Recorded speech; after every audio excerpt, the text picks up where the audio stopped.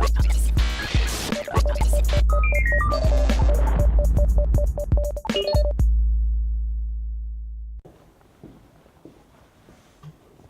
everyone, my name's Sophie from Cottages Put Equestrian.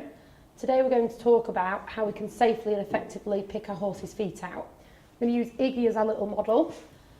Reasons why we'd pick the feet out. The main reason is to check for safety, stones, and make sure the horse is comfortable. It can always also prevent things like thrush, which is if we don't pick the horse's feet out for too long, it gets an infection. So, first things first, how to do this safely. This is a hoof pick. I personally prefer these. They've got the brush on the end as well as the pick. Obviously, when we're using it, we'll use the pick first, then onto the brush.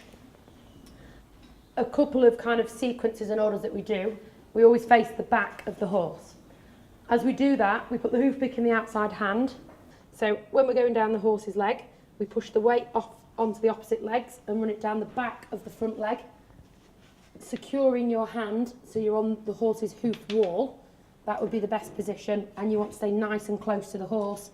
So we're not holding it like this and being quite vulnerable. We're nice and close so the foot feels secure in your hand, and then gently placing it down on the ground.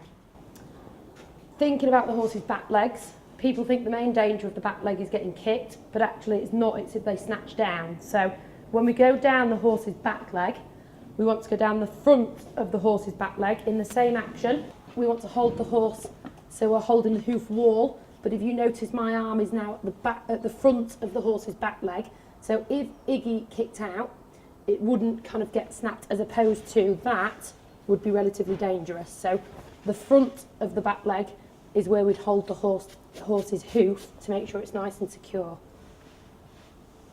So as we're picking the horse's foot out, we want to go either side of the horse's frog.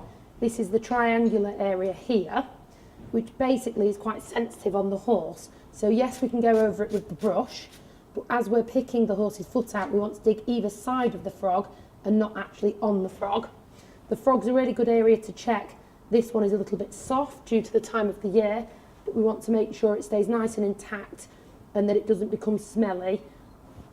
If it does become smelly, that would be a time to tell your farrier, and they might look at trimming it away a little bit.